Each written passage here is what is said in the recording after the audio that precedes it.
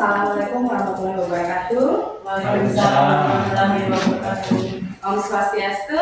Om Swastiastu. Namo Buddhaya. Namo Buddhaya. Salam. Salam. Salve. Salve. Salam kebajikan. Salam kebajikan. Rahayu. Selamat pagi dan selamat bertemu kembali Bapak Ibu yang terkasih. Pada kesempatan ini kita akan ada dalam kegiatan berbagi praktik baik atau istilah kerennya diseminasi budaya positif dari CGP, calon guru penggerak di SMA Negeri 4 Komodo, Bapak Thomas Elisa Sembol.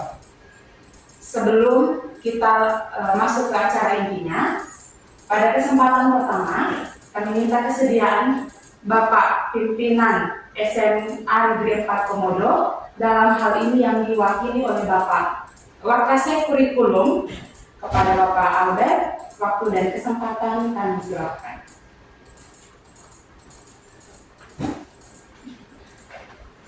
Selamat pagi. Selamat pagi. Dari Anda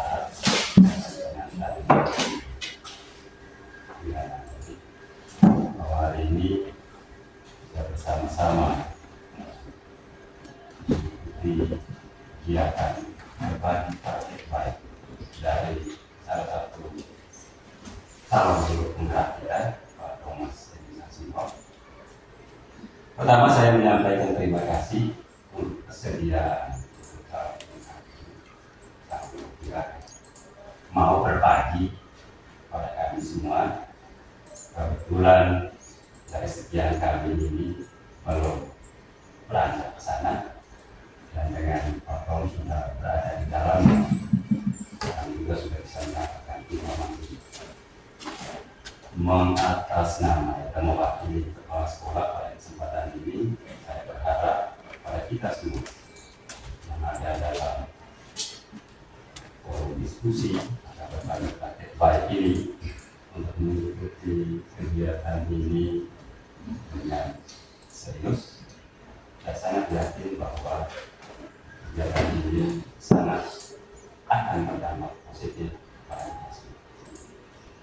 Dan pada Pak Tom, silakan berbagi kepada kami semua apa yang baik, apa yang bagus untuk pengembangan lembaga ini dalam forum diskusi ini dengan topik budaya positif. Sehingga ada beberapa hal yang akan diomongkan di dalamnya, dan silakan disampaikan dan kita akan mengembangkan apa yang disampaikan oleh Pak Tom sebagai calon penggerak dalam diskusinya. Sekali lagi terima kasih Bapak Ibu semua sudah ada bersama dalam undangan ini dan terlibat dalam diskusi ini supaya kita mendapatkan sesuatu yang lebih baik. Saya kira itu saja saya sampaikan semua ini. Waktu selanjutnya nanti saya kembalikan kepada Pak Tom. Terima kasih dan selamat.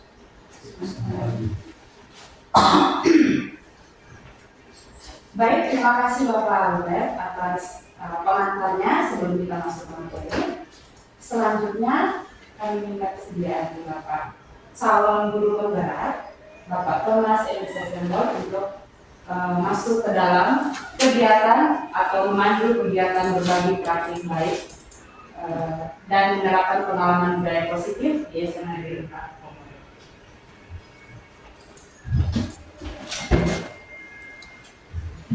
Terima kasih Ibu Nana yang sudah memandu jalannya kegiatan diseminasi budaya positif calon guru penggerak di SMA Negeri 4. Selamat pagi untuk kita semua. Selamat pagi. Ya, sebelum kita masuk ke materi budaya positif sebagai kisah cinta Tuhan, mari kita panjatkan puji syukur kita kepada Tuhan karena atas berkat penyertaannya sehingga pada pagi hari ini kita dapat berkumpul di tempat ini untuk mendengarkan praktik baik yang dibawakan oleh calon guru penggerak angkatan 11, yaitu saya sendiri, Thomas Elisa Semua, Kabupaten Manggarai Barat, Nusa Tenggara Timur.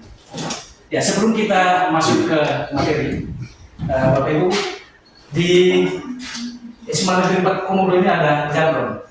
Kalau misalnya saya bilang SMA Negeri 4 Komodo, jawabannya 3, hebat, bisa, jaya.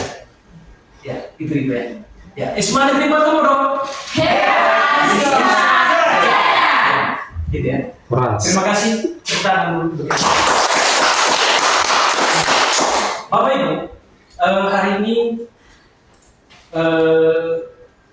saya akan membagi praktik baik saya tentang di guru penggerak itu. Ini masuk pada modul 1, dan ini budaya positif ini itu rangkuman dari modul 1.1 sampai 1.4. Sebelum kami masuk ke modul 2, ini adalah aksi nyata yang harus kami lakukan agar teman-teman guru yang belum masuk ke guru penggerak ini, calon guru penggerak, bisa mendapatkan ilmu agar bisa diterapkan. Kita sama-sama berkolaborasi untuk bisa diterapkan di SMA Negeri 4 Komodo ini. Ini ada 7 hal yang saya akan bagi. Yang pertama yaitu perubahan paradigma baru, disiplin positif, motivasi perilaku manusia, keyakinan kelas, kebutuhan dasar manusia, posisi kontrol restitusi, dan segitiga restitusi. Teman-teman, ini nanti saya akan bagi 2. Sebenarnya untuk paradigma baru ini hanya sebagai pengantarnya saja, tetapi nanti akan dibagi, yaitu untuk disiplin positif, motivasi perilaku manusia, dan keyakinan kelas ini sebenarnya untuk siswa, tetapi bagi guru ini hal yang paling mendasar agar kita tahu bagaimana cara menerapkan disiplin itu kepada peserta didik kita. Dan untuk yang kedua nanti yaitu kebutuhan dasar, posisi kontrol restitusi, dan segitiga restitusi itu untuk guru. Bagaimana cara menghadapi siswa itu ketika siswa mendapatkan persoalan dalam disiplin ini. Ya, sebelumnya saya masuk ke paradigma baru dulu. Bapak Ibu, sebelum kita masuk ke kurikulum Merdeka, dulu kita ada kurikulum, yaitu kurikulum 13 ya, K13. Di situ dulu belum terperinci dengan baik bahwa bagaimana metode atau proses pembelajaran di kelas yang harus dilakukan guru. Dulu sering bahwa seorang guru itu ada menjadi pusat dari pembelajaran itu. Kalau Ibu Nana sering teacher center, betul Ibu ya? Teacher center, di mana guru adalah sebagai pusat dari proses pembelajaran yang dilakukan di kelas. Tetapi sekarang kita masuk ke kurikulum itu sudah berganti, Bapak Ibu. Teman-teman sudah ganti bahwa guru bukan lagi sebagai pusat pembelajaran, tetapi sebagai pusat pembelajaran itu adalah peserta didik. Ada istilah barunya student center, betul ya Bu? Kalau berarti lah jelas bahasa Inggris ya, student center. Sehingga pusat pembelajaran itu ya berdasarkan kebutuhan murid, bukan kebutuhan guru. Ya, kalau kebutuhan guru lain, kebutuhan siswa lain, ya itu nanti tidak akan tercapai apa yang kita inginkan. Karena kita memaksakan kehendak kita supaya dilakukan oleh siswa. Itu tidak akan mencapai apa yang kita inginkan, karena tidak sesuai kebutuhan dia. Ya. Ini konsep di kurikulum Merdeka ini yang harus kita ubah mindset kita, bahwa dalam proses pembelajaran di kelas itu bukan lagi kebutuhan kita yang ingin dicapai, tetapi kebutuhan murid. Kalau misalnya kita pasang bahwa harus nilainya 100 semua, harus siswa itu harus mengerjakan tugas tertulis, itu kebutuhan kita. Tapi kebutuhan murid kan ada banyak. Dia maunya bahwa saya tidak mau menulis. Kalau memang misalnya Ibu mau saya kerjakan tugas, ya saya berbicara saja. Kan sama hasilnya. Itu kebutuhan dia. Sedangkan kebutuhan kita adalah apa? Harus mengerjakan tugas itu secara tertulis. Sehingga tidak tercapai apa yang kita inginkan. Ini yang harus kita ubah Bapak Ibu dalam proses pembelajaran kita ke depan, bahwa proses pembelajaran itu bukan lagi berpusat pada guru, tetapi kembali ke peserta didik. Ya. Ya. Selanjutnya apa itu? Paradigma baru yang saya sampaikan tadi itu landasannya ya ke profil pelajar Pancasila. Ada 6 nilai yang kita harus utamakan dalam bagaimana mengubah mindset kita. Bagaimana tadi itu kita harus berpusat pada kebutuhan murid itu.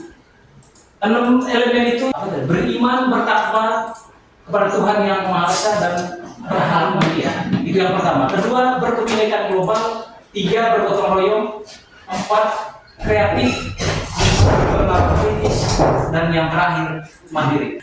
Ya, ini yang Bapak Ibu harus bisa gali lebih jauh tentang nilai-nilai dari profil pelajar Pancasila ini agar proses pembelajaran yang terdiferensiasi itu untuk kebutuhan murid itu bisa tercapai. Begitu ya Bapak Ibu ya? Iya. Ya. Yang berikut kita masuk ke ini untuk murid tadi, disiplin positif. Bapak Ibu, siapa yang bisa jelaskan apa itu disiplin? Ya, Ibu Dahlia yang lagi pegang kepala. Ya, disiplin itu apa, Ibu? Ya. Saya kan? Ya. Oke. Ini disiplin untuk siswa atau guru, Pak? Definisi disiplin secara umum saja dulu. Oke. Disiplin secara umum saja ya untuk semua personel. Menurut saya adalah bagaimana pribadi atau personel tersebut bisa melakukan atau melaksanakan segala macam tugas, kewajiban maupun hak dengan secara profesional atau dengan tepat waktu. Seperti itu sih. Ya, kita berikan tepuk tangan dulu. Disiplin menurut Ibu Dahlia itu ya paling intinya tepat waktu. Ya. Profesional. Ya, mungkin satu orang lagi. Ya, Ibu Nana. Ya. Ya. Baik, terima kasih Pak. Menurut saya disiplin itu adalah kemampuan dari dalam diri untuk mengendalikan diri agar bisa sesuai dengan apa yang ingin tetapkan bersama. Oh. Kalau dikatakan disiplin waktu ya yang ditetapkan bersama adalah tepat waktu ya, tepat waktu disiplin apa itu harus disesuaikan dengan yang Ya, berikan tepuk tangan dulu kita. Ya, Bapak Ibu, menurut KBBI, disiplin itu adalah tata tertib atau ketatan atau kepatuhan kepada peraturan, menguasai supaya menaati dan mematuhi tata tertib itu. Disiplin itu merupakan suatu cara penerapan disiplin yang mengajarkan anak bertanggung jawab dan menumbuhkan kesadaran diri berdasarkan nilai-nilai kebajikan sehingga dapat mengontrol diri dalam melakukan segala tindakan secara sadar dan dorongan internal dari dalam diri, bukan karena paksaan, ujian atau hukuman. Bapak Ibu, intinya begini. Ketika kita melakukan disiplin itu, ada dua hal sebenarnya faktor. Yang pertama dari dalam diri kita, yaitu faktor internal dan faktor eksternal. Mari kita lihat nanti dia punya penjelasan lanjutannya.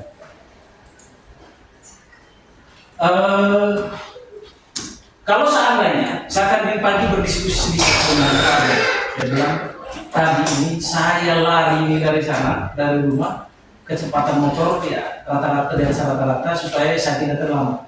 Ya, itu kan disiplin sebenarnya yang lahir dari dalam diri sendiri. Itu bukan karena faktor eksternal. Sehingga untuk siswa kan kita berharapnya seperti itu ya. Ya, supaya mereka juga datang ke sekolah bukan karena takut dipukul atau diberi sanksi dari sekolah, takut dihukum atau hanya untuk mendapatkan hadiah atau ujian. Kalau memang misalnya itu yang diharapkan oleh siswa, berarti kita belum mencapai disiplin yang sesungguhnya. Tapi kalau misalnya dari dalam dirinya dia mengatakan bahwa saya harus datang ke sekolah tepat waktu itu karena memang kesadaran bahwa saya harus disiplin, itu baru yang dikatakan disiplin positif yang sesungguhnya. Dan juga guru sebenarnya. Ya begitu ya, begitu ya. Ya, begitu pun guru. Kalau seandainya juga guru datangnya kita kaitan dengan disiplin tepat waktu. Kalau misalnya datangnya juga karena kesadaran seperti yang Pak Albert tadi sampaikan itu artinya itu disiplin positif yang sesungguhnya.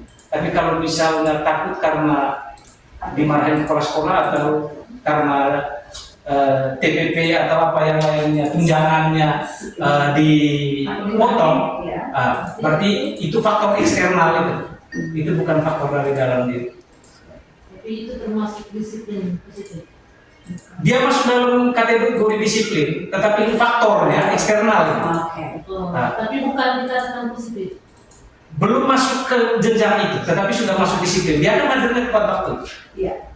Tapi yang dimaksud dengan disiplin positif itu, dia datangnya tepat waktu bukan karena faktor yang dua tadi itu. Faktor itu kan karena takut dihukum atau hanya ingin dipuji. Nah, kalau dia ingin dipuji, ya itu faktor eksternal. Tapi kalau misalnya dia menganggap dirinya bahwa saya datang cepat itu karena memang ini keyakinan saya di kelas, saya harus datang jam sekian, berarti itu sudah masuk ke disiplin positif. Dari dalam diri. Nah, ini sebenarnya untuk siswa, betul. Tapi kaitannya juga dengan kita. Kalau misalnya kita terapkan ini di siswa kita, kitanya tidak, ya, begitu sama saja. Ya, yang berikut kita masuk ke poin yang kedua dari topik kita hari ini, yaitu motivasi perilaku manusia. Ya, Kakela. Ya, ya motivasi Kakela, motivasi. Motivasi. Ya. Dan motivasi ini berarti berkaitan dengan semangat atau dorongan yang terjadi itu. Yang pertama itu tadi seperti yang Pak Tom jelaskan, itu ada dua faktor utama yang berkaitan dengan disiplin. Motivasi juga ini ada dua faktor utama, itu dari diri sendiri, yang kedua dan dorongan dari orang lain. Ini terkait dengan dorongan dari dalam diri untuk melakukan sesuatu tanpa paksaan dari pihak manapun untuk mencapai suatu hal yang diinginkan. Itu menurut saya motivasi. Nah, faktornya ini ada dari dalam diri kita sendiri, ada juga dari faktor luar. Kalau faktor luar misalnya itu kita termotivasi atau kita memiliki dorongan untuk sukses misalnya, karena saya melihat Pak Tom sukses. Misalnya Pak Tom sudah jadi guru penggerak, jadi ada motivasi. Ya, kan sebenarnya jadi guru penggerak. Jadi ada juga dorongan dari dalam diri saya juga supaya saya bisa seperti Pak Tom. Tepuk tangan untuk luar biasa. ini seperti yang Kakak sampaikan bahwa ini adalah dorongan yang timbul dari dalam diri seseorang. Itu ya. Ya. Bapak Ibu, ini ada 3 motivasi perilaku manusia. Yang pertama, untuk menghindari ketidaknyamanan atau hukuman. Yang kedua, untuk mendapatkan imbalan atau penghargaan dari orang lain. Yang ketiga, untuk menjadi orang yang diinginkan dan menghargai diri sendiri. Ini tadi yang sebenarnya saya sampaikan, bahwa perilaku manusia itu ya, dikarenakan ada 2 faktor itu. Yang pertama, faktor eksternal, dan yang kedua internal. Yang 2 itu yang di atasnya, yang eksternal itu yang 2 itu. Menghindari ketidaknyamanan atau hukuman. Dan yang kedua, hanya untuk mendapatkan imbalan. Iya. Isi kinerja itu, nah, kayak gitu betul. Kinerja itu mau tidak mau harus mau. Dan sebenarnya kalau misalnya karena memang kebutuhan kita, pasti kita membuat si kinerja itu pokoknya dari hati. Tapi karena kalau misalnya ada faktor eksternalnya yang kita pakai, daripada tidak dibayar TPP atau apa, ya saya harus kerjakan. Berarti itu belum masuk ke poin yang tadi itu positif itu, disiplin positif itu. Kita belum masuk ke asal. Disiplin sudah, pasal disiplin sudah memang, karena kita sudah mengikuti semua aturan yang sudah disampaikan dari atas. Tetapi kita perlu mencapai level yang terakhirnya itu, positifnya itu. Ini yang diharapkan sekarang ini Ibu oleh Bapak Pendidikan kita Ki Hajar Dewantara itu, bagaimana proses pendidikan itu harus dilaksanakan sesuai dengan filosofi. Bagaimana seorang guru itu menuntun peserta didiknya agar mencapai kebahagiaan setinggi-tingginya. Kita harus, kalau bisa, kita harus menghilangkan kebiasaan murid itu, mereka melakukan sesuatu itu karena takut dihukum, hanya untuk mengejar hadiah. Kalau misalnya kita sudah menjadi guru yang bisa menghilangkan dua faktor itu, saya kira itu adalah guru yang level tertinggi di dalam pendidikan. Karena saya pernah mendengar bahwa guru yang punya level tertinggi itu bukan guru penggerak, bukan guru sertifikasi, bukan kepala sekolah, bukan guru yang lain-lain, tetapi guru yang pernah dengar tidak ya? Level tertinggi seorang guru itu guru yang dirindukan siswanya di kelas. Itu guru yang level tertinggi. Ya. Kalau misalnya seorang guru itu sudah dicari, kenapa ibu guru, ibu Nana tadi tidak datang? Itu sudah level guru tertinggi. Bukan guru penggerak, bukan guru sertifikasi, bukan kepala sekolah atau yang lain-lain. Tapi guru yang dirindukan tertinggi. Kalau seandainya kita sudah bisa menghilangkan dua faktor eksternal itu dalam proses pendidikan kita, ya kita sudah masuk pada guru yang dirindukan oleh siswa. Yang berikut tadi itu faktor internal, yaitu untuk menjadi orang yang diinginkan dan menghargai diri sendiri dengan nilai-nilai kebajikan. Bapak Ibu, seperti yang saya sampaikan, nilai-nilai kebajikan dalam diri itu sudah ada. Kalau misalnya kita menjalankan tugas kita, siswa kita menjalankan tugasnya sesuai dengan nilai-nilai kebajikan itu baru yang dinamakan disiplin positif. Karena lahirnya dari dalam diri sendiri. Begitu teman-teman ya?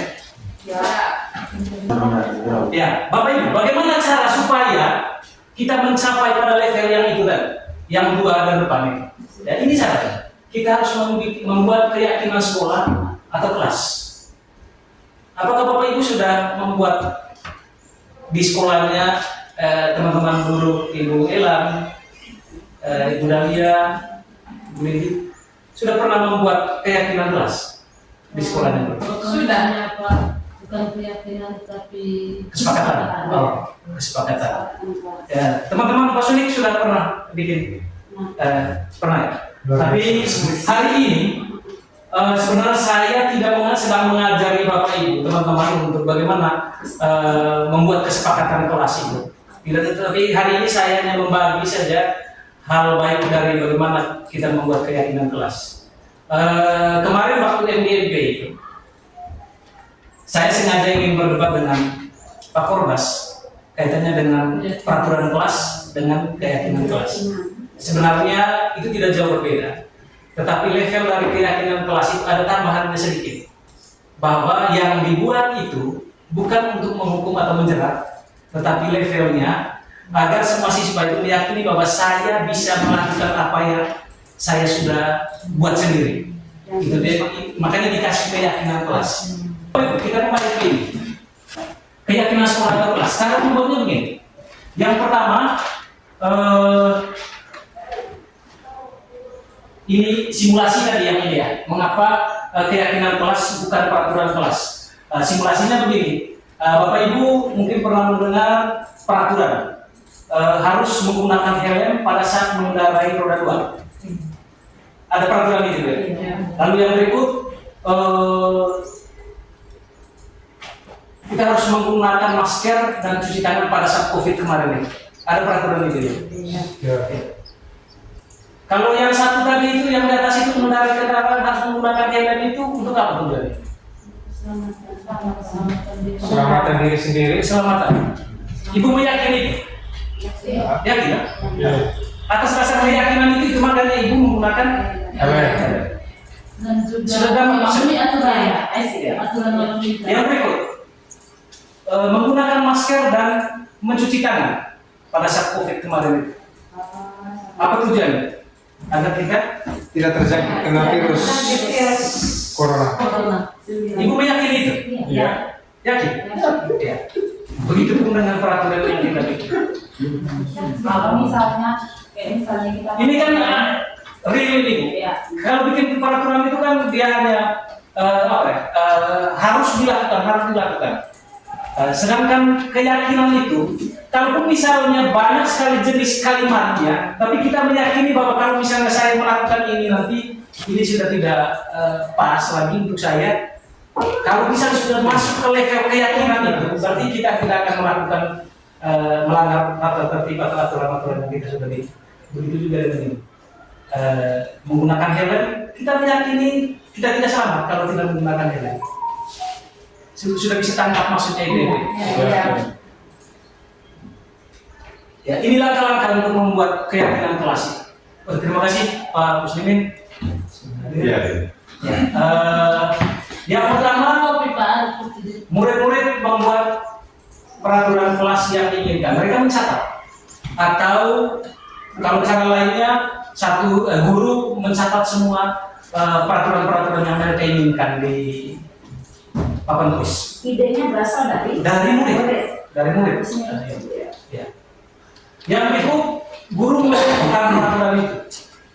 Nah, misalnya salah satu murid mengatakan begini, tidak boleh datang terlambat.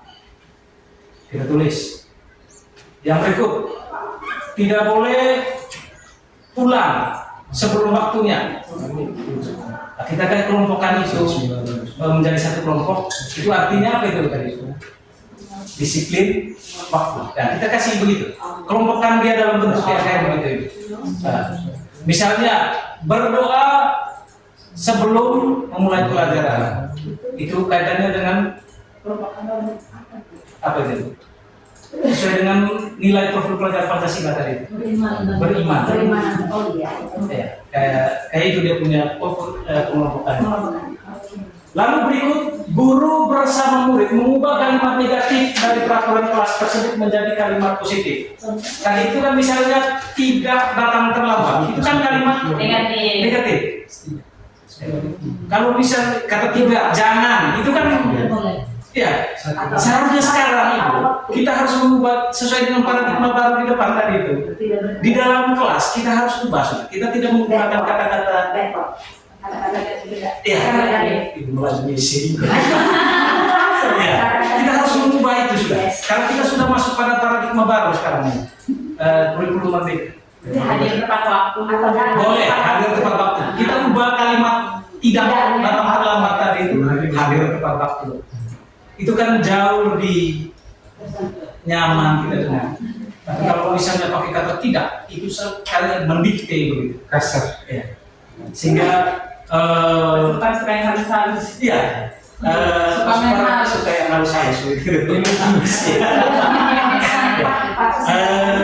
Mulai kalau bisa ya, sekarang kita harus sedikit mengubah kebiasaan kita yang mungkin selama ini selalu menggunakan kata-kata negatif itu untuk sekarang boleh kalau bisa membuatnya dalam bentuk kalimat-kalimat. Lalu yang terakhir yaitu kita menyepakati keyakinan kelas itu. Kalau misalnya kita sudah mengubahnya, misalnya sudah mengelompokkan, lalu mengubah kalimat-kalimat negatif menjadi kalimat positif itu, lalu disepakati sudah bahwa ini keyakinan kelas kita. Kita harus menjalankan keyakinan kelas ini dengan penuh rasa tanggung jawab. Itu Bapak Ibu. Iman itu tidak. Ya. Sekarang Bapak Ibu, kita masuk ke bagian yang kedua. Selanjutnya, kita masuk ke ini sekarang masuk ke bagiannya teman-teman urusan. Nah, kita sekarang masuk ke bagian ini teman-teman guru punya, tidak punya. Kebutuhan dasar manusia. Bapak Ibu, untuk mengatasi persoalan siswa itu ada banyak hal yang harus kita lakukan, ada banyak trik yang kita harus lakukan. Termasuk salah satunya kita harus mengetahui itu kebutuhan dasar manusia. seandainya kita mengatasi persoalan murid kita, tapi kita tidak tahu apa kebutuhan dia, Bapak Ibu, pasti kita akan salah langkah. Yang kita inginkan itu pasti tidak akan tercapai. Karena memang apa? Dia melakukan satu kesalahan itu, pasti ada kebutuhan dia yang tidak terpenuhi di situ. Ya. Untuk mengetahui itu ya, kita belajar bagaimana sebenarnya kebutuhan dasar dari manusia itu. Langsungnya di sini begini. Ketika seorang murid melakukan suatu perbuatan yang bertentangan dengan nilai-nilai kebajikan atau melanggar peraturan, hal itu sebenarnya dikarenakan mereka gagal memenuhi kebutuhan dasar mereka. Itu teman-teman. Apa-apa sebenarnya kebutuhan dasar manusia itu? Yang pertama, bertahan hidup. Kebutuhan untuk bertahan hidup. Yang kedua, dia ingin butuh kasih sayang dan dia diterima di tempat itu. Itu kebutuhan anak itu semua. Yang ketiga, penguasaan. Yang keempat, kebebasan, dan yang terakhir kesenangan. Bapak Ibu, saya simulasikan dalam satu kasus. Ini kemarin memang terjadi betul di sini. Pak Isaka mendapati Panji sedang merokok di belakang WC umum sekolah pada saat jam pelajaran sedang berlangsung. Jika Anda menghadapi situasi seperti Pak Isaka, apa yang Bapak Ibu lakukan?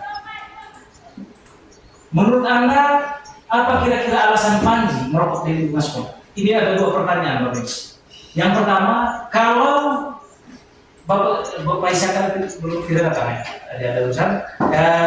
Kalau seandainya Pak Sumi mengalami hal yang sama seperti yang Pak Isaka alami, kira-kira apa yang Pak Sumi lakukan terhadap Panji?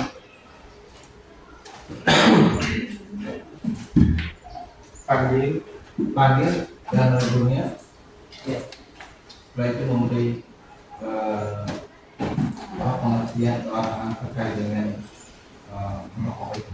Bahwa merokok itu tidak boleh dan tidak boleh rokok di sekolah. Ya, terima kasih Pak Sumi. Ya, baik. Ya. Ini mantan guru BK ya? Ya, mantan guru BK ya. Jadi yang dipertanyakan apa? Kalau seandainya Pak ini Saat ya coba seperti yang dihadapi oleh Pak Is, kira-kira apa yang dilakukan Pak ini? berarti saya selaku tokoh PAIS. Iya. Nah, gitu. Berarti intinya gini, di saat saya menemukan siswa yang sedang merokok gitu. Iya. Jadi yang pertama, karena ini secara langsung saya mendapat siswa tersebut sedang merokok. Ya, terus Sedang merokok. Jadi mungkin di sini saya yang pertama harus menegur, itu langkah pertama. Langkah berikutnya saya harus menerapkan apa aturan yang terdapat di dalam lingkungan pendidikan, bahwa rokok itu tidak diperbolehkan. Dan yang kedua, ada hal tindak lanjut yang memiliki aturan yang harus diterapkan di peserta didik tersebut berkaitan dengan aturan yang ada di lingkungan sekolah. Terima kasih. Ya, tepuk tangan untuk mari kita lihat hal yang harus dilakukan. Nah, belum ya? Kira-kira menurut Anda, menurut Bapak Ibu, kira-kira apa alasan Panji merokok di lingkungan sekolah? Ini Ibu Lady. Ya baik, terima kasih Pak Tom.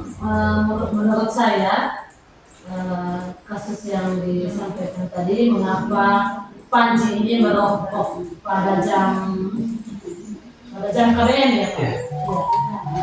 Yang pertama ada kemungkinan bahwa yang pertama itu kemungkinan guru tidak masuk kelas, yang pertama. Lalu yang kedua, kemungkinan yang kedua itu mungkin dia ngantuk atau malam harinya dia bete sehingga dia butuh boleh dikatakan refreshing dengan cara yang dia lakukan, yaitu dengan merokok. Untuk sementara itu. Terima kasih. Tangan untuk Ibu.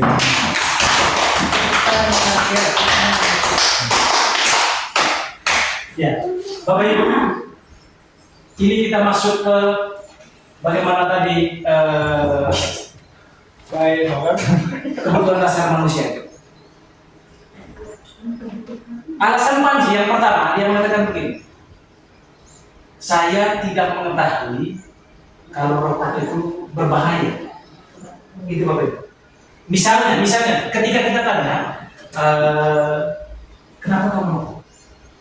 Alasannya Panji, Pak, saya tidak tahu kalau rokok ini berbahaya untuk saya. Berarti ada satu kebutuhan dasar yang harus dipenuhi, yaitu bertahan hidup. Di mana hal yang harus dilakukan oleh guru pada saat itu ya menjelaskan kepada Panji bahaya rokok terhadap kesehatan bagi dirinya maupun orang lain. Itu yang harus dilakukan. Kedua, alasan Panji seperti yang Ibu Lady sampaikan tadi. Saya merasa tertekan atau stres. Ketika saya keluar ruangan, karena ada macam-macam jawaban kalau ditanya.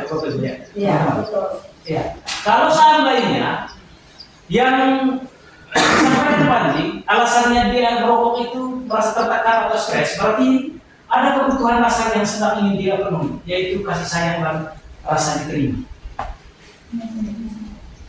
Daripada dia melampiaskan karena dia tidak diterima atau dia tidak disayangi dengan cara merokok, ya. Hal yang harus dilakukan guru itu menjadi teman bagi Panji.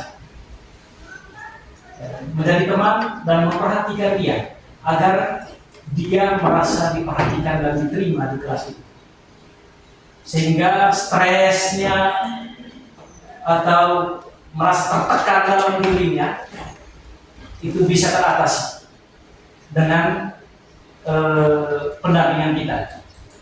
Karena kalau misalnya dia keluar, itu artinya ada hal negatif yang akan dia lakukan untuk menghilangkan rasa tertekan dan stres itu.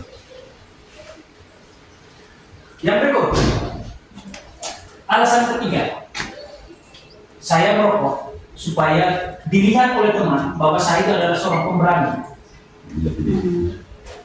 Kan ada juga alasan begitu. Jadi di SMA. Dia merokok, ya apalagi di umur SMA, dia sedang menunjukkan jati diri. Kalau misalnya saya merokok, berarti saya itu laki-laki hebat. Kalau misalnya itu jawabannya, sebetulnya Panji sedang berusaha memenuhi kebutuhan dasarnya di kekuasaan. Bapak Ibu, apa yang harus dilakukan oleh seorang guru? Menurut saya ini membantu Panji dengan memenuhi kebutuhan kekuasaan dari hal yang negatif menjadi positif, dengan memberikan beban dia menjadi pemimpin dalam suatu komunitas atau di dalam kelas. Dengan cara itu, kebutuhan dasar dia supaya saya ini menjadi pemimpin bukan dengan merokok, supaya dilihat bahwa saya ini pemberani. Ya, tidak harus mengalihkan cara berpikirnya itu ke hal yang positif. Ya, memberikan dia beban dalam tanda kutip, ya, dalam tanda kutip beban ya, menjadi pemimpin dalam suatu komunitas atau kelas.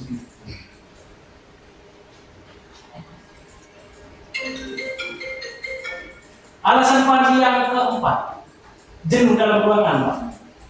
Kenapa kamu merokok? Dia bilang, saya jenuh dalam ruangan.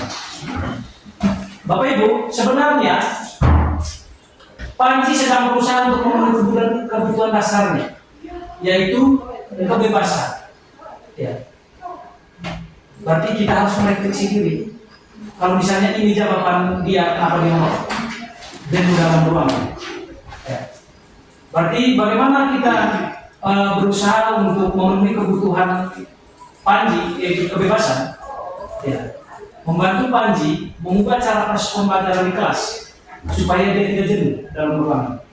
Kalau misalnya selama ini kita yang berceramah, ya, mungkin kita harus variasikan proses pembelajaran kita supaya anak-anak tidak jenuh. Kembali lagi ke kita, Bapak Ibu. Karena kebutuhan dia tadi itu tidak terpenuhi. dia tidak merasa bebas berada di dalam ruangan itu. Ada hal yang dia mau sampaikan, karena kita terus yang ceramah, sehingga dia tidak punya waktu untuk menyampaikan pikirannya.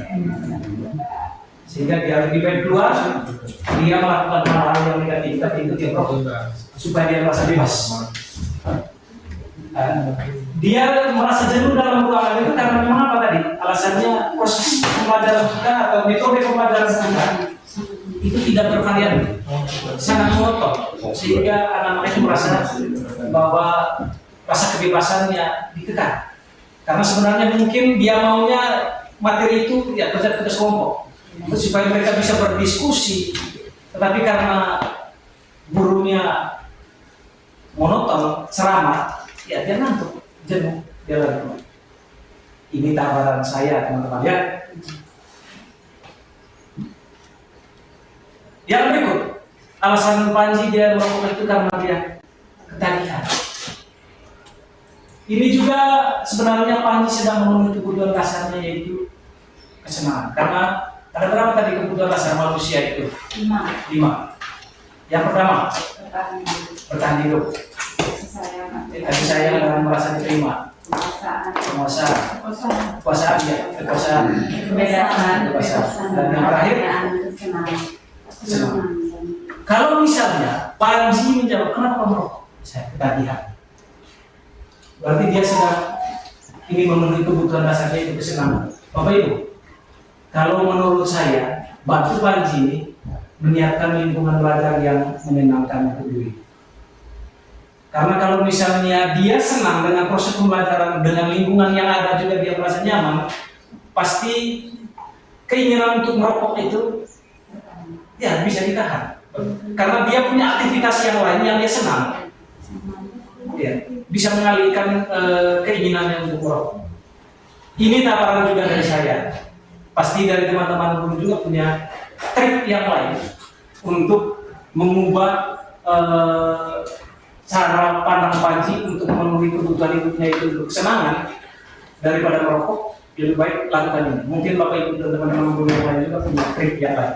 Kalau dari saya tadi ini, ya hendaknya menyiapkan lingkungan belajar yang nyaman dan menyenangkan kita, sehingga mereka lupa akan aktivitas negatif.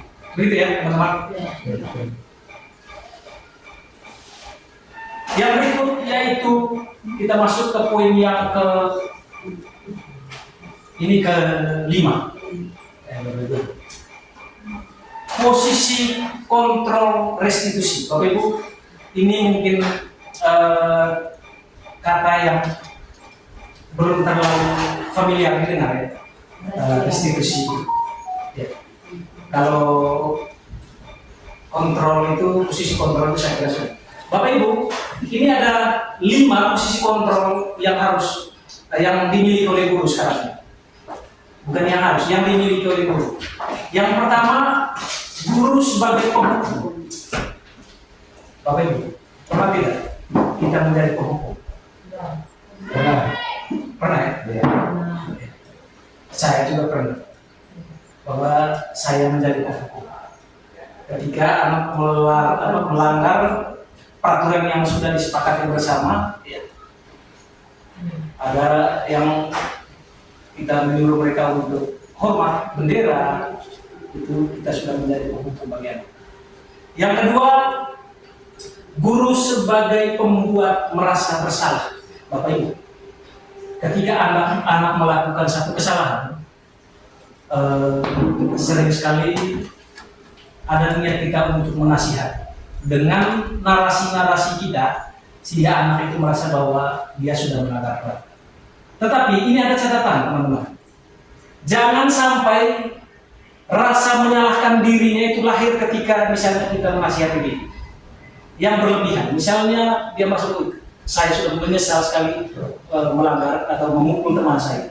Jangan sampai itu juga sampai ke level yang itu. Biarkan anak ini hanya sampai pada level merasa bersalah.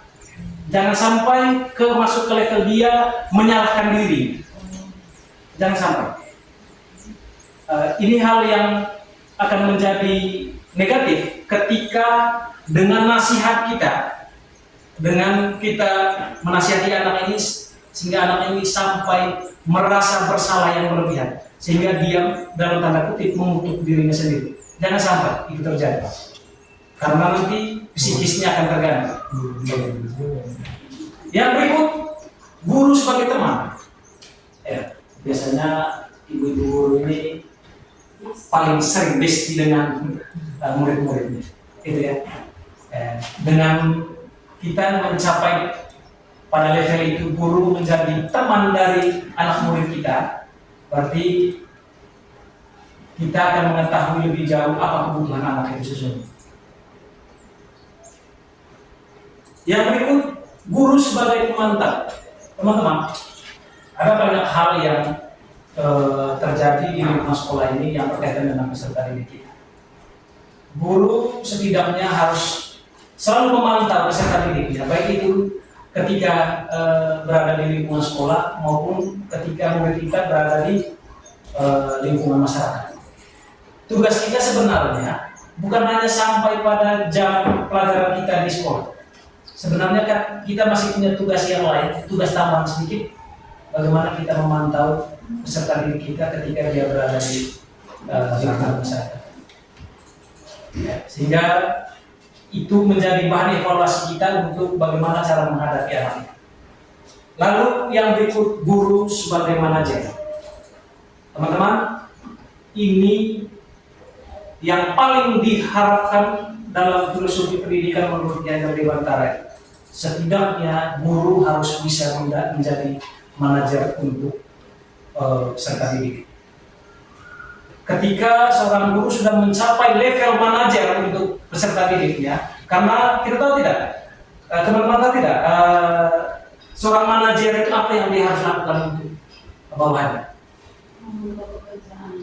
Ya, di situ dia bisa memantau, dia bisa mengendalikan, dia bisa menasihati. Pokoknya seorang kepala kayak sepertinya di lingkungan kita ini kepala sekolah itu kan sekarang sudah jadi manajer dalam sekolah. Dia masuk ke struktur manajerial, sehingga dia tidak masuk ke guru kepala sekolah itu. Ya, tugas seorang kepala sekolah itu kan bagaimana dia harus mengerti kebutuhan gurunya, bagaimana kepala sekolah itu harus mengerti kebutuhan peserta didiknya dan lain-lain, banyak tugas.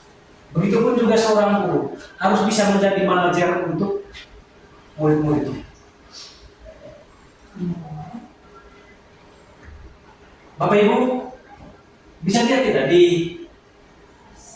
bisa baca ya? Ya. Saya bisa mensimulasikannya begini di 5 posisi kontrol itu. Coba kita lihat Bapak Ibu. Di kolom motivasi itu guru berbuat, guru berkata, dan apa yang dihasilkan nanti. Ketika misalnya guru menjadi penghukum,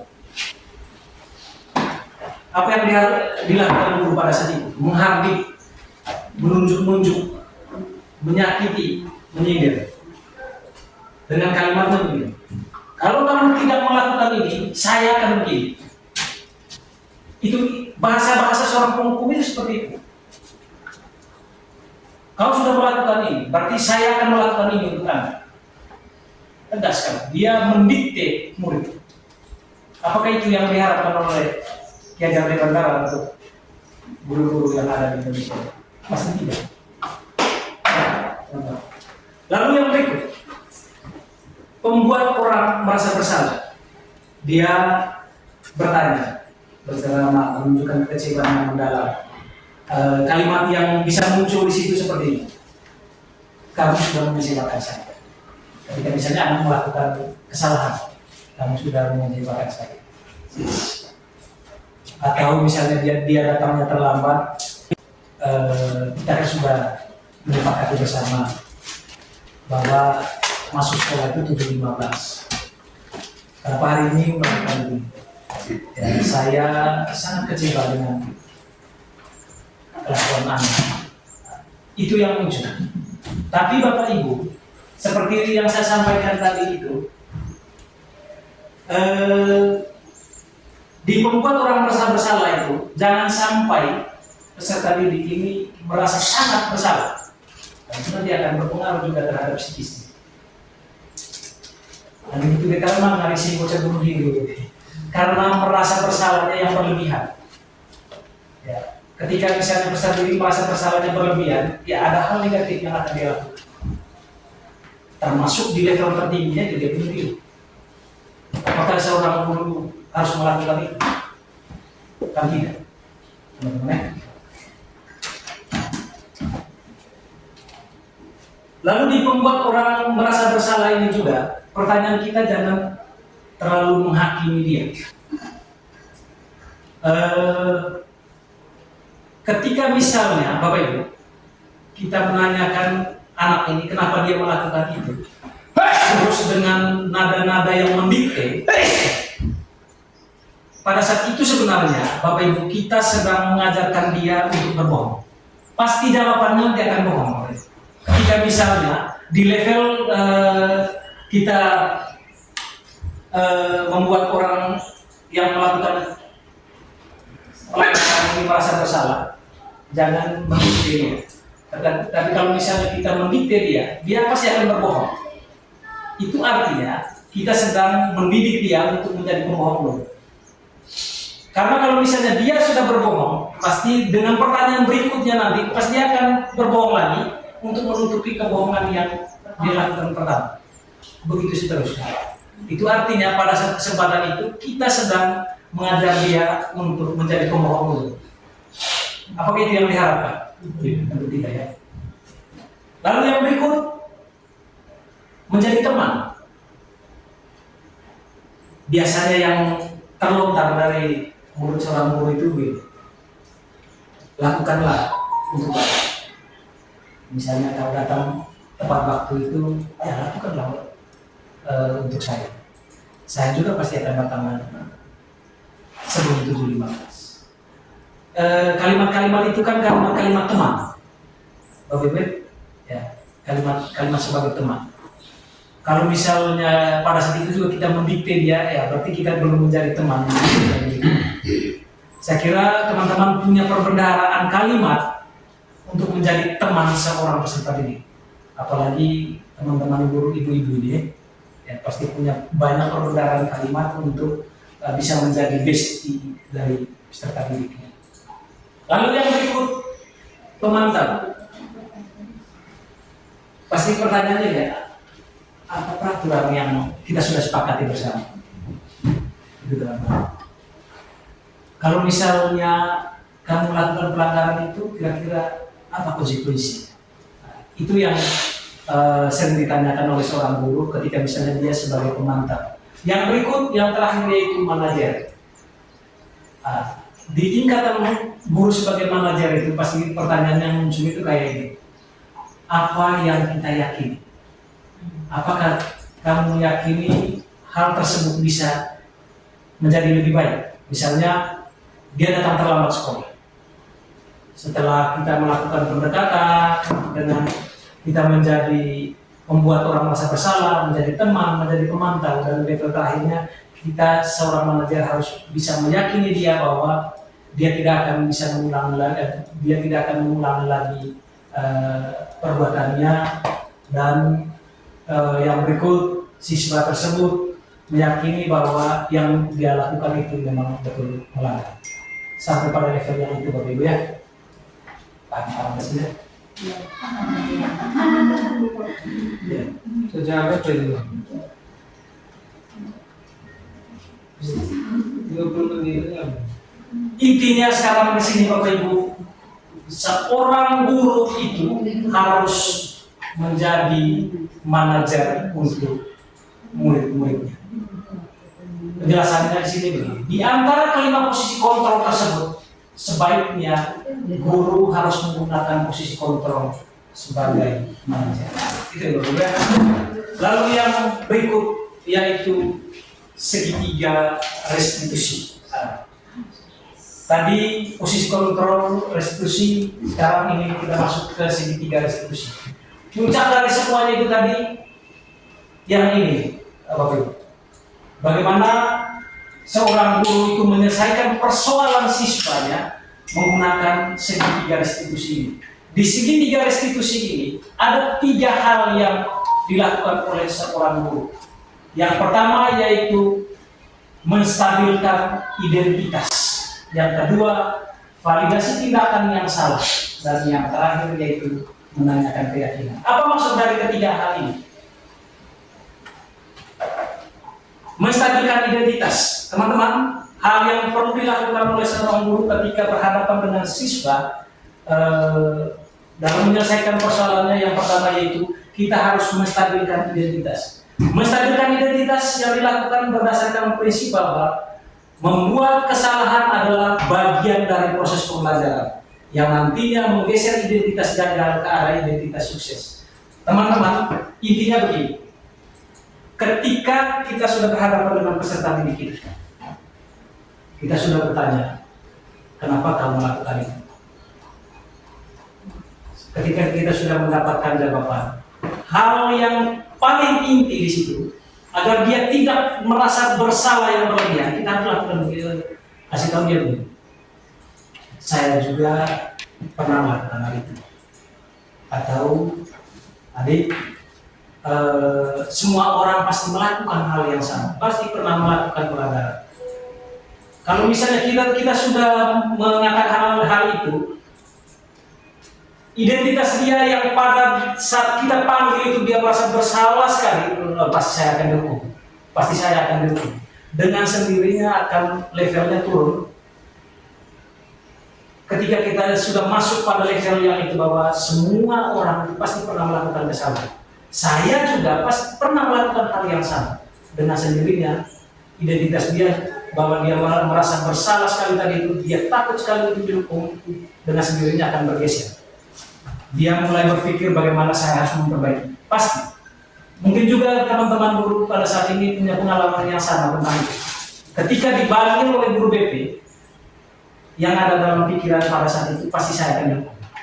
Pasti saya akan dikeluarkan. Kalau mau misalnya level pelanggarannya tinggi sekali, ya pasti saya akan dikeluarkan. Tapi ketika sudah masuk dan berada di depan kita masuk ke pernyataan yang itu tadi. Nah, semua orang itu pernah melakukan kesalahan. Seperti yang kau lakukan. Saya juga dulu pernah. Dia langsung mengubah pikirannya, yang dari tadi dia berpikir pasti saya akan dukung, pasti saya akan dukung. Dia langsung mengubah cara berpikirnya, bagaimana cara saya harus lebih baik dari yang saya sudah lakukan hari ini. Mungkin teman-teman punya pengalaman yang sama. Saya beda. Itu tadi menstabilkan identitas waktunya. Ya, ini dia punya penatannya. Berbuat salah itu hal yang manusiawi. Tidak ada manusia yang sempurna.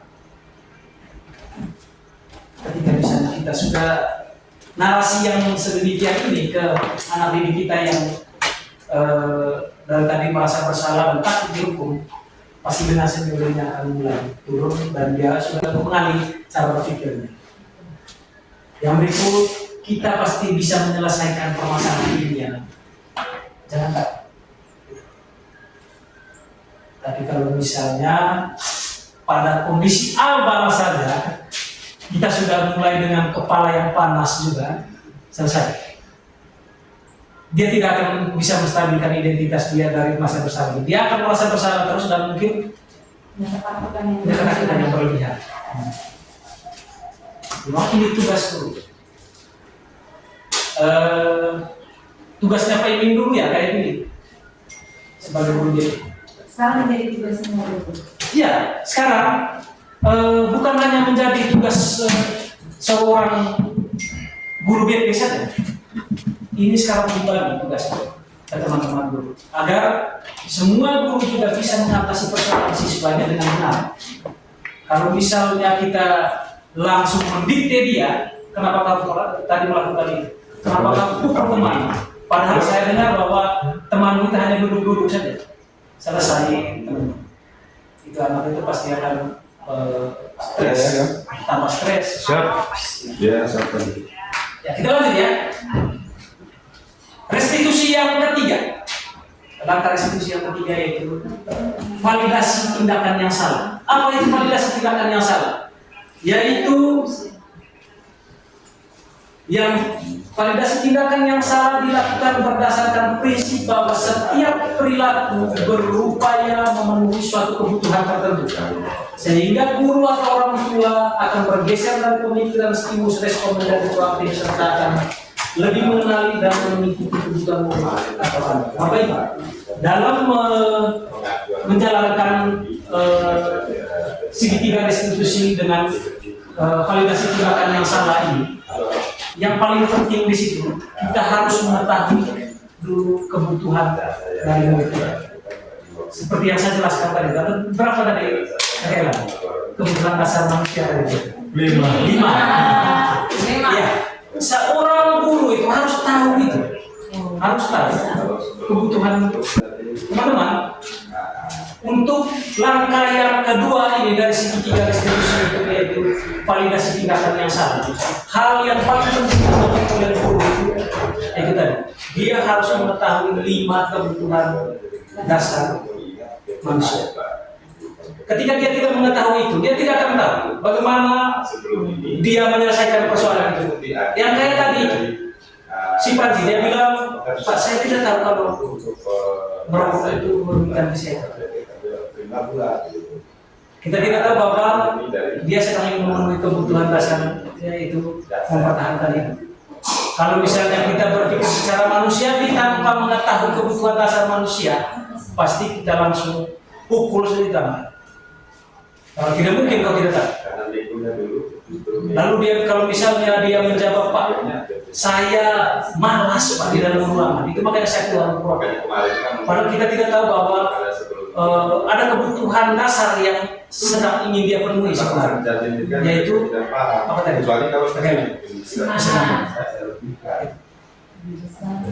Kebebasan. Langkah yang paling penting itu untuk segitiga restitusi yang kedua yang memvalidasi tindakan yang salah itu seorang guru harus mengetahui kebutuhan dasar manusia. Ini dia punya pertanyaan. Nah, kamu pasti punya alasan mengapa kamu melakukan hal tersebut. Apakah Ibu Elan ketika menyelesaikan permasalahan muridnya pernah bertanya tentang ini? Untuk memvalidasi tindakan yang salah ini, pernah bertanya apakah kamu punya alasan mengapa kamu melakukan hal tersebut? Iya. Pernah ya? Lalu yang berikut, apa yang penting bagi kamu? Apakah kamu boleh tetap berusaha menjaga sikap itu, tapi tambahkan sikap-sikap yang lain yang baru yang bisa kamu lakukan? Oke, Pak Tom. Kalau untuk pertanyaan pertama, itu memang sering ditanyakan. Ya, karena kita kan sebelum kurikulum mereka ini kan masuk Panita 13, di mana di sini hampir semua bukan 1-2 orang guru saja yang menjadi penghukum, tetapi kita sebagai guru saya rasa sebelum itu kita menjadi penghukum. Jadi ketika kita sudah menghukum anak, baru kita menanyakan apa alasannya melakukan hal tersebut. Dan kita punya pertanyaan untuk di situ. Kita tidak menanyakan kelanjutannya, mungkin dia punya alasan yang lain. Jadi kita selalu mengatakan kalau anak itu salah. Tapi materi-materinya Pak Tom tadi ini saya rasa bagus sekali, dan ini merupakan pertanyaan-pertanyaan lanjutan sebenarnya untuk mengetahui seberapa besar kebutuhan anak sehingga dia melakukan sebuah kesalahan menurut kita, misalnya merokok di lingkungan sekolah tadi. Tapi saya pribadi sih untuk pertanyaan-pertanyaan seperti ini, saya hanya baru sampai di pertanyaan pertama tadi. Ketika dia sudah memberikan jawaban, ya sudah selesai. Ya, terima kasih Ibu Elan. Ini sebenarnya hal yang dilakukan oleh guru BP, ilmu-ilmunya guru BP yang ada. Tapi hari ini saya sebagai CGB akan membagi praktik baik ini agar ketika kita menyelesaikan persoalan murid kita harus mengikuti setidaknya kita mengikuti langkah-langkah yang ini. Jadi ini ada beberapa hal bisa dimodifikasi juga sesuai dengan kebutuhan kita untuk pertanyaan-pertanyaan kita. Jangan hanya sampai pada pertanyaan apa alasan dia melakukan pelanggaran itu. Bertanya juga, apakah penting? Misalnya dia merokok di rumah sekolah, apakah penting kamu merokok di rumah sekolah? Pasti sudah di situ dia mulai menjawab pertanyaan itu menggunakan kepalanya yang sehat. Apakah kamu boleh tetap berusaha menjaga sikap itu? Pasti dia sudah akan menjawabnya ke hal-hal yang positif. Bapak Ibu, saya lanjut. Yang terakhir yaitu menanyakan keyakinan. Menanyakan keyakinan dilakukan dengan memberikan pertanyaan-pertanyaan bermakna kepada murid untuk memunculkan motivasi secara intrinsik sehingga mampu mengaitkan keyakinannya dengan tindakan yang besar. Ini dia punya pertanyaannya, teman-teman. Apa nilai yang kita percaya di sekolah kita? Nilai-nilai apa yang telah kita sepakati? Kan dia kan tadi sudah mengakui kesalahannya, lalu kita masuk pada menanyakan keyakinan dia. Apakah nilai-nilai yang kita percaya? Misalnya disiplin. Nah, disiplin itu kan ada banyak. Misalnya ini tadi disiplin waktu, yang lain juga. Yang berikut tanyakan lagi ke dia. Nilai-nilai yang kita sudah sepakati bersama. Pasti di situ tidak ada boleh merokok di rumah sekolah, pasti tidak ada. Ya. Yang berikut, kelas yang ideal itu seperti apa? Tanyakan lagi ke dia. Biarkan dia mencari solusinya sendiri. Ya. Jangan kita yang berikan solusi. Dengan pertanyaan-pertanyaan ini, dia akan bisa mendapatkan solusi dari permasalahannya sendiri. Kalau seperti yang tadi itu, dia merokok di lingkungan sekolah. Dengan pertanyaan-pertanyaan ini pasti dia akan bisa mencari solusinya sendiri. Kalau misalnya dia lagi jenuh, pasti dia tidak lari keluar ruangan untuk merokok. Kalau misalnya dia tidak tahu kalau rokok itu membahayakan kesehatannya, dengan pertanyaan-pertanyaan ini dia akan tahu bahwa ternyata rokok itu bisa merugikan kesehatan. Saya kira itu Bapak Ibu Guru.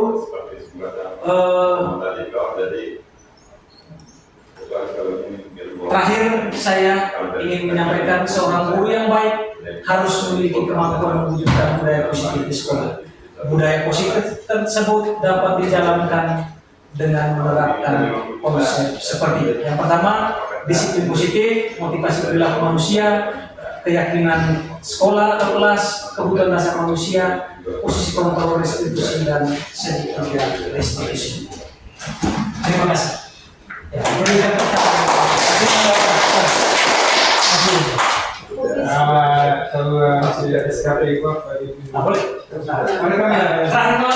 saya buka ke depan lagi nanti supaya apa namanya jangan yang judul tadi depan itu ya.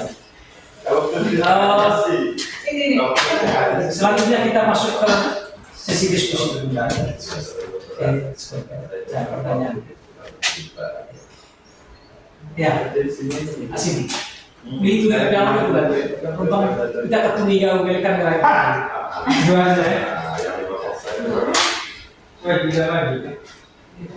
Sekarang kita masuk ke sesi diskusi ya, yang pertama pertanyaan dari ya rekan Ana. Baik, terima kasih Pak Tom. Saya tidak ingin bertanya, mungkin saya hanya mau memberikan beberapa pendapat saya setelah mendengarkan diseminasi dari Bapak Tom ya.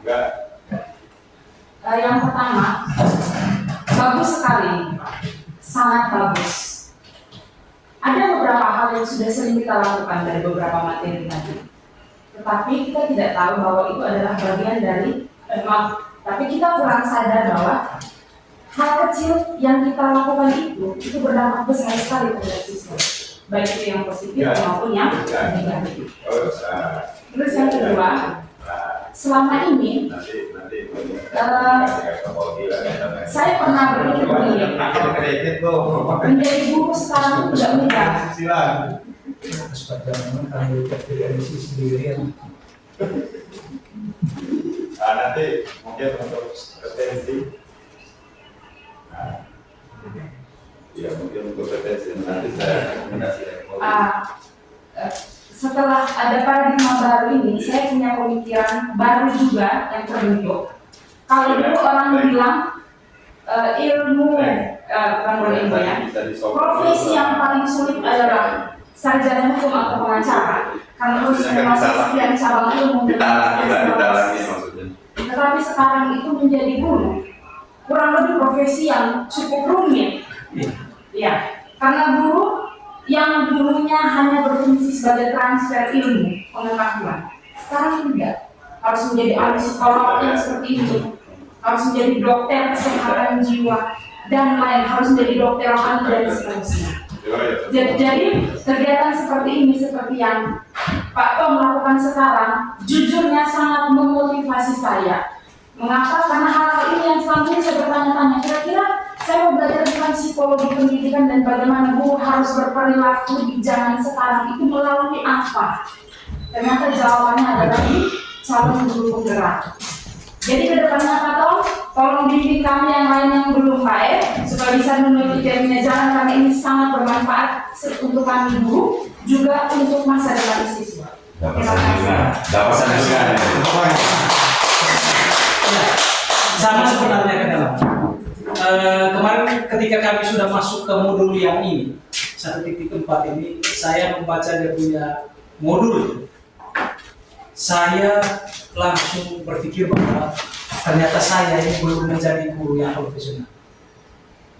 Sama seperti yang dipikirkan oleh Ibu Nana, bahwa yang saya lakukan selama ini masih guru yang zaman dulu itu, hanya mentransfer apa yang saya punya, yang ada dalam kepala saya untuk anak didik saya.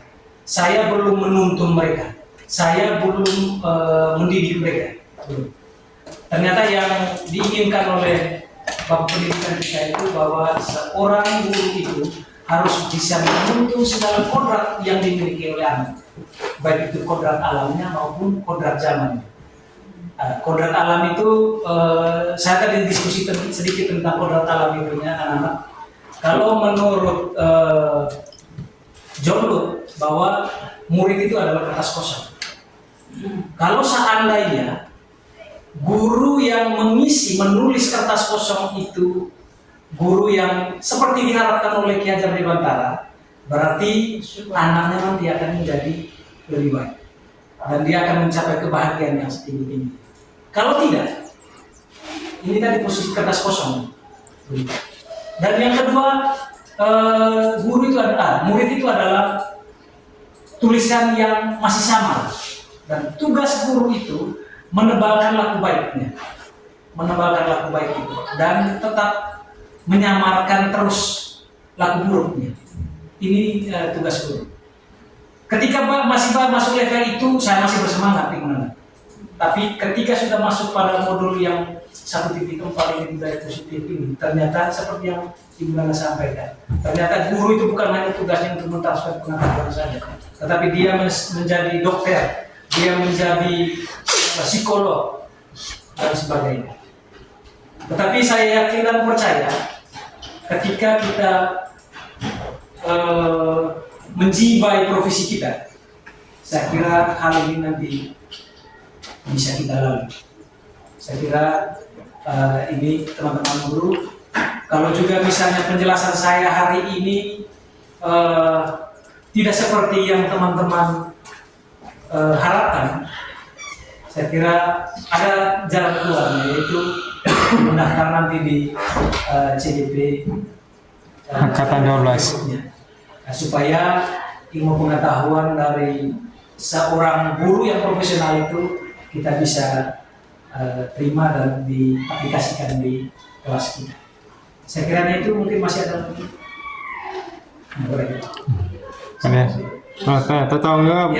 Terima kasih untuk teman-teman guru yang sudah mengikuti diseminasi calon guru penggerak angkatan 11 hari ini. Saya Thomas Irisasaro mengucapkan terima kasih banyak untuk kita semua. Mari kita berikan tepuk tangan untuk kita.